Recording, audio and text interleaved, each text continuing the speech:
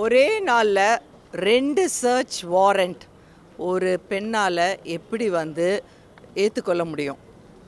காலையில் ஒரு search warrant 10:30 மணிக்கு வந்தாங்க வீட்டில்.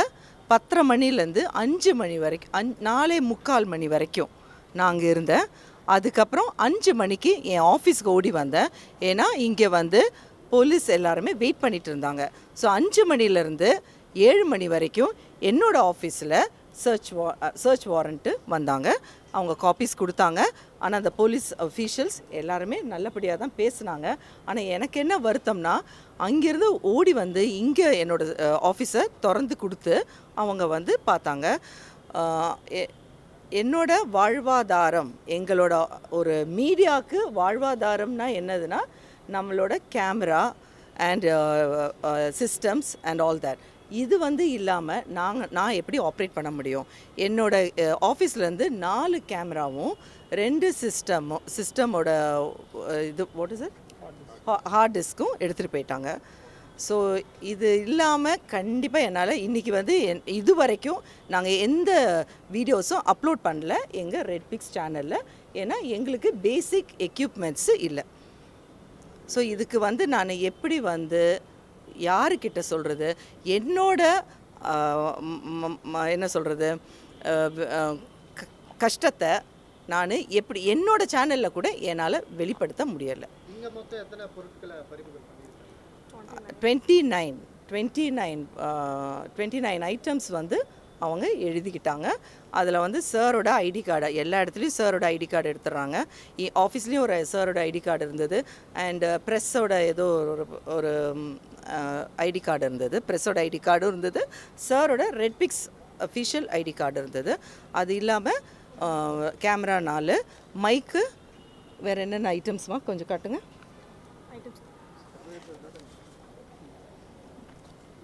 என்னோட அட்வொகேட் ஜான்சன் சார் பேசுவாங்க இதை பற்றி. பேசுங்க சார்.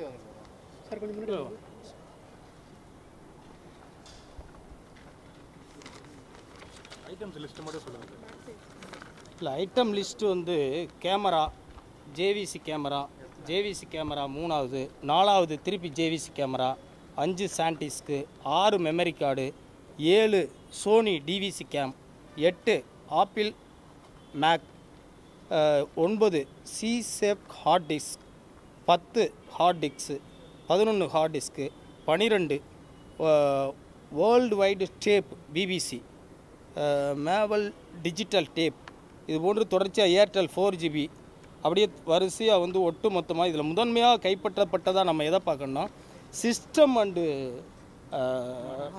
Heart disk, camera. அப்போ இந்த பேன் கார்டெலாம் ஒன்று எடுத்திருக்காங்க. அப்போ ஒட்டுமொத்தமாக 29 பொருட்கள் கைப்பற்றப்பட்டதாக சொல்லியிருக்கிறார்கள்.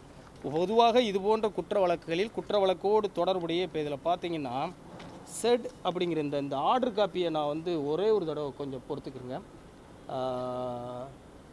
It has been made to appear to me that the production of mic, laptop, camera, hard disk, pen drive, computers, SIM cards and other related materials utilized for commission of said offense. சொல்லப்படுகின்ற அந்த குற்றம், அந்த சொல்லப்படுகின்ற அந்த குற்றத்தோடு set அஃபென்ஸ்னால் என்ன? அந்த சொல்லப்படுகின்ற அந்த குற்றத்தோடு தொடர்புடைய மைக்கு, தொடர்புடைய சாண்டிஸ்க்கு, அப்போ அந்த ரா ஃபுட்டேஜு, இப்படிப்பட்ட விஷயங்களை தான் கைப்பற்ற சொல்லியிருக்கு. ஒட்டுமொத்த ஆஃபீஸையை தொடச்சி அள்ளிட்டுலாம் போக சொல்லலை. அது வந்து ஒரு சட்டவிரோதமானது. இது வந்து நீதிமன்ற உத்தரவுக்கே முரணாக இந்த சர்ச் வாரண்ட், இந்த சோதனை நடைமுறை காவல்துறையால் பின்பற்றப்பட்டிருக்கிறது என்பது வந்து நிரூபணம் செய்யப்பட்டிருக்கிறது. இது ஒரு வகையில் வந்து நீதிமன்ற அவமதிப்பு செயலாக கூட இதை கருதலாம். இது குறித்து வந்து சம்பந்தப்பட்ட அந்த விசாரணை நீதிமன்றத்திலே புகார் தெரிவிக்கப்படும். இந்த பொருட்களை திரும்ப பெறுவதற்கான மனுவும் தாக்கல் செய்யப்படும். இந்த 2-3 நாட்களாக காவல்துறையினர் நடந்து கொள்ளும் மனித உரிமை மீறல், சட்ட மீறல், சட்டவிரோத கைவைப்பு, இது போன்ற நடவடிக்கைகளுக்காகவும் உயர்நீதிமன்றம், உச்ச நீதிமன்றத்திலேயும் உரிய மனித உரிமைகள் ஆணையத்திலேயும் இதோடு தொடர்புடைய பிரஸ் கவுன்சில் ஆஃப் இந்தியா போன்ற அமைப்புகளையும் இது புகார் செய்யப்படும். தக்க நடவடிக்கை மேற்கொள்ளப்படும். ஒரு உள்நோக்கமா பாக்குறீங்களா? அலுவலகத்துல வந்து சோதனை பண்ணது ஒரு என்ன இன்டென்ஷன்? நடுவுல என்ன இன்டென்ஷன் நினைக்கிறீங்க? ஏன்னா இங்கே ஏதாவது டாக்குமெண்ட்ஸ் கிடையாது.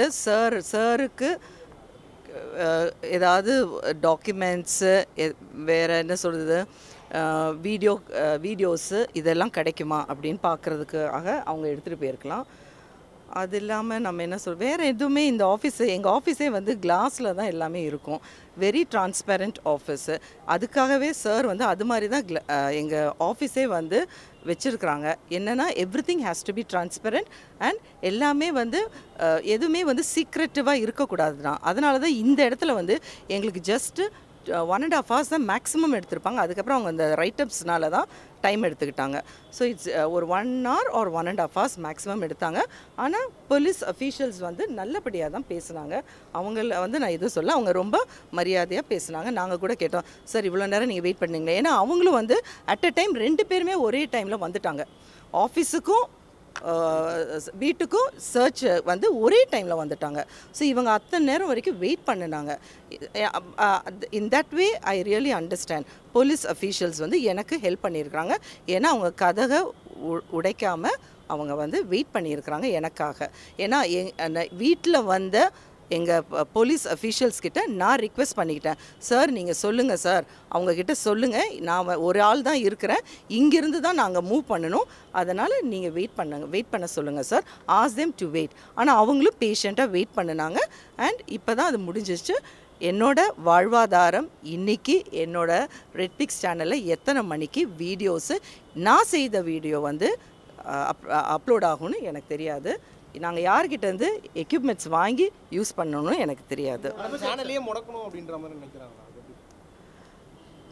13 வருஷமாக நான் எங்கள் வீட்டுக்காரு கஷ்டப்பட்டு ரொம்ப நேர்மையாக நடத்தி வரும் இந்த ரெட்பிக்ஸ் மீடியாவை வந்து முடக்கணும்னா எனக்கு தெரியல. நடுநிலையாக செய்திகள் கொடுக்கிற எங்கள் வீட்டுக்காரு ரொம்ப நேர்மையாக அவர் வந்து மக்களுக்காக இன்ஃபர்மேஷன்ஸை கேதர் பண்ணி கொடுக்குறாங்க. எல்லா இடத்துலையும் மிஸ்டேக்ஸு நடக்கலாம், ஐ அக்செப்ட் இட். ஆனால் அந்த மிஸ்டேக்ஸுக்காக ஒரு என் ஹஸ்பண்டை மட்டும் பனிஷ் பண்ணாமல் மொத்த ஃபேமிலியும் பனிஷ் பண்ணுறது பெரிய பெரிய குற்றம். ஃபார் எக்ஸாம்பிள், என் பொண்ணுக்கு நான் இன்ன வரைக்கும் கால் பண்ணவே இல்லை. ஏன்னா என்னோடய ஃபோனை வந்து அவங்க எடுத்துட்டாங்க. சர்ச் வாரண்ட் அப்போ வந்து you cannot use a phone.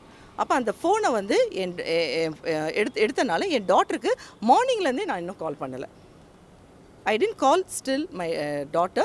I didn't tell her what is the condition or what is the situation prevailing here with me. So இது எல்லாமே எப்படிங்க ஒரு லேடி, ஒரு மதர் எப்படி இதை வந்து என்னால் அண்டர்கோ பண்ண முடியும்? ஏற்கனவே என் ஹஸ்பண்ட் வந்து நான் எக்ஸ்பெக்ட் பண்ணாமல் ப்ரிசனில் இருக்கிறாங்க. அவங்க எப்போ வருவாங்கன்னு தெரியாது. அவர் எந்த வித தகவலும் எனக்கு சொல்லிட்டு போகல. இந்த மீடியாவை நான் எப்படி நடத்தணும், யாரோட ஹெல்ப் கேட்கணும், எதுவுமே எனக்கு தெரியாமல் but I have to run the show. How I am going to do it? So இதுக்கு வந்து இன்றைக்கி நான் சொல்கிறேன், all these medias have come forward to support me, to help me.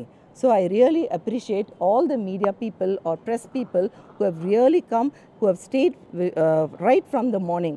எனக்கு தெரிஞ்சு 10 o'clock எல்லாம் நீங்கள் வந்திருப்பீங்கன்னு நினைக்கிறேன். 10 o'clockலேருந்து 7:30 ஆகுது இப்போ வரைக்கும் you are staying here. So உங்களுக்காக நீங்கள் தயவு செய்து உங்களோட சேனலில் போட்டுட்டு let it go to the government of Tamil Nadu. Let them understand a girl, a lady who is 50 years, who has to undergo all this. நான் தூங்கவே இல்லைங்க. 2 நாள் ஆயிடுச்சு. 2 நாள் இல்லை, 10ஆம் தேதியிலேருந்து இன்ன வரைக்கும் எனக்கு தூக்கமே இல்லை. ஏன்னா ஐ எம் ஜஸ்ட் ட்ரைங். என்ன செய்கிறது, எப்படி போகிறது, எங்கள் ஹஸ்பண்டுக்கு இல்லை, திஸ் இஸ் ஃபஸ்ட் டைம். எல்லாமே இது ஃபஸ்ட் டைம். நான் வந்து இதுக்கு போனதில்லை, போலீஸ்கிட்ட டிபார்ட்மெண்ட் போனது கிடையாது.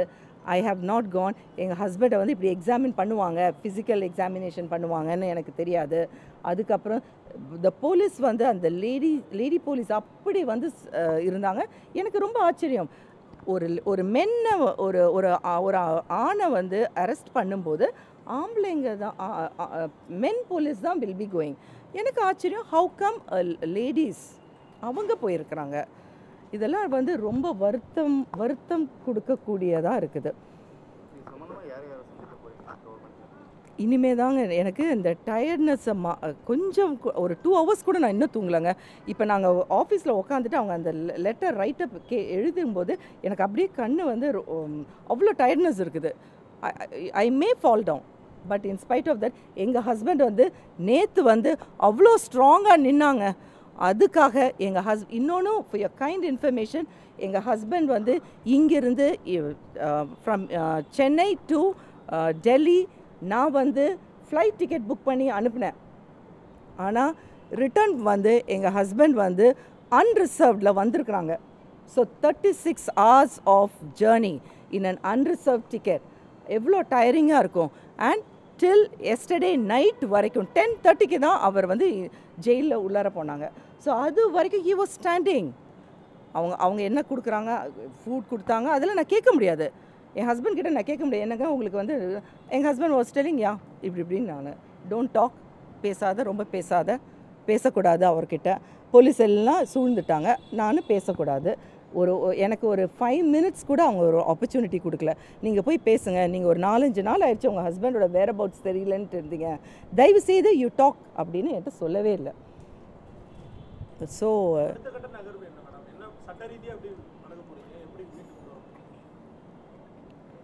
எங்கள் ஹஸ்பண்டை வந்து மீட்டு வருதுன்னா ரிமாண்டு 15 days கொடுத்துருக்குறாங்க.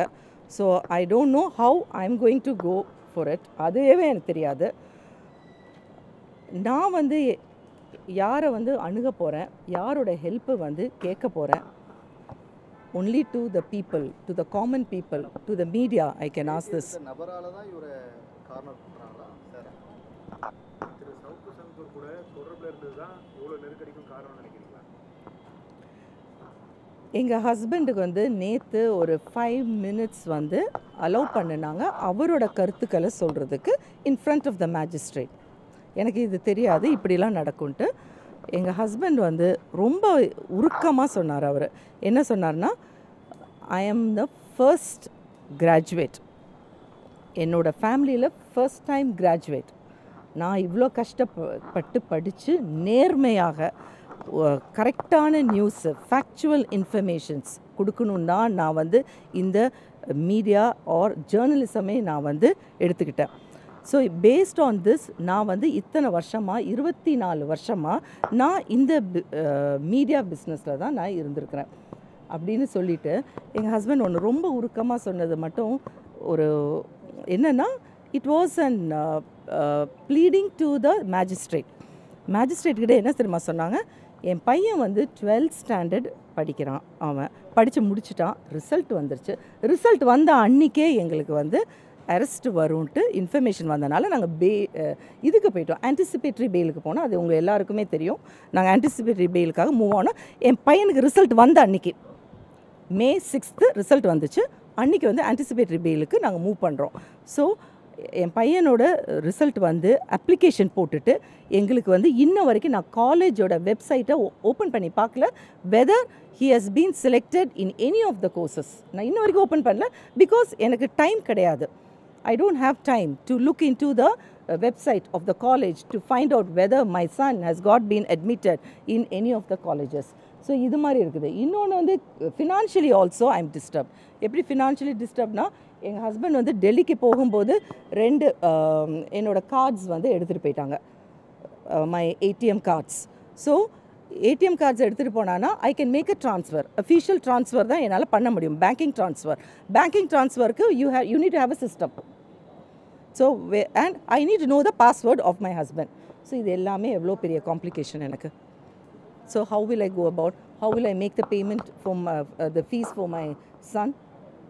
அட்லீஸ்ட் அவங்க வந்து அந்த கான்ஃபிஸ்கேட் பண்ணாங்கல்ல டெல்லியில் வச்சு எங்கள் ஹஸ்பண்டோட பர்ஸு, ஆனால் பேகு மட்டும் கொடுத்துட்டாங்க. அது எதுக்கு? அந்த அவர் எடுத்துகிட்டு போன க்ளோத்ஸ் இருக்குல்ல, அவர் எடுத்துகிட்டு போன 2 பேண்ட்டு 2 ஷர்ட்டு அது மட்டும் அந்த நம்மளோட ஷோல்டர் பேக்கில் வச்சு அதை மட்டும் எடுத்துகிட்டு போக சொல்லிட்டாங்க. அப்போ நான் கேட்டேன், இதில் பர்ஸ் இருந்தது, இதில் ஃபோன் இருந்தது, அதையும் எங்கிட்ட ஹேண்ட் ஓவர் பண்ணலாம்ல. They told no, it is against the court order, that அது வந்து நாங்கள் தான் வச்சுப்போம்னு சொன்னாங்க. அதில் வந்து என்னோட கார்ட்ஸும் இருந்தது. So financially also, not only mentally, not only physically, financially also I am disturbed. And I don't know how this is going to be. இந்த நேரத்தில் கவர்மெண்ட்டுக்கு என்ன சொல்கிறீங்க? ஒன்று கவர்மெண்ட் நான் வந்து ஒரு previous videos the first video second video வந்து எங்கள் ஹஸ்பண்டோட வேரபவுட்ஸ் காணோம் அப்படின்னு சொல்லி போட்டப்ப கவர்மெண்ட்டுன்னு சொல்ல முடியாது, the police department they really came out and somehow they have produced my husband in front of me. So I am thankful for that.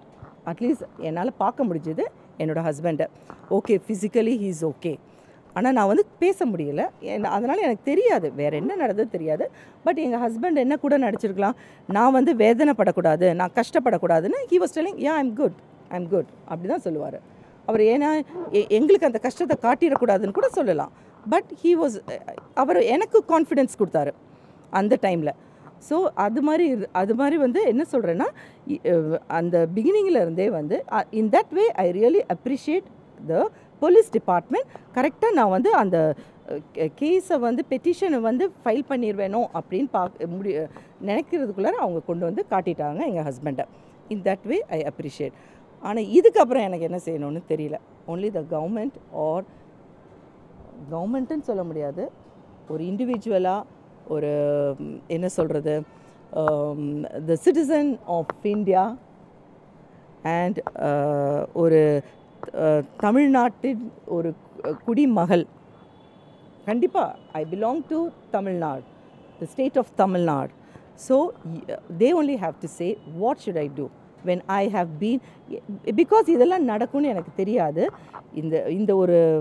நான் இந்த கோர்ட்டின் உத்தரவெல்லாம் நான் எதுவுமே சொல்லலை. அவங்க செய்கிறது அவங்களோட டிஸ்கிரிஷனரி, அவங்க அதை செஞ்சுட்டாங்க. ஸோ இதுக்கப்புறம் வந்து எனக்கு வந்து நீங்கள் எப்படி வந்து சப்போர்ட் பண்ண போகிறீங்க? பிகாஸ் எனக்கு too much of confusions daily வந்துட்டுருக்குது. நாளைக்கு என்ன நடக்குமோன்னு எனக்கு தெரியாது. Tomorrow what is can I sleep tonight? நானும் என் பையன் மட்டும் தான் வீட்டில் தூங்கணும். இன்றைக்கி என்னால் நிம்மதியாக தூங்க முடியுமா என் வீட்டில்? அதுவே ஒரு பெரிய கொஷின் மார்க்காக இருக்குது. வேறு ஏதாவது சர்ச் வருமா? இல்லாட்டி ஒரு டைமில் சொன்னாங்க, மேடம் உங்களே ஃபாலோ பண்ணுறாங்க மேடம் அப்படின்னு சொன்னாங்க. ட்ரிச்சியில் they told they are following you, they are tapping your calls and உங்களோட காரோட நம்பர்ஸ் எல்லாம் பார்த்து வச்சுருக்குறாங்க அப்படின்னாங்க. ஸோ எனக்கு அதுவும் தெரியாது. எனக்கும் வந்து ஏதாவது ஒரு தனிப்பட்ட முறையில் எனக்கு பாதிப்பு இருக்குமா அதுவும் தெரியாது. ஸோ மீடியா பர்சன் நீங்கள் மட்டும்தான், you can take me to the next level. That is possible. Thank you.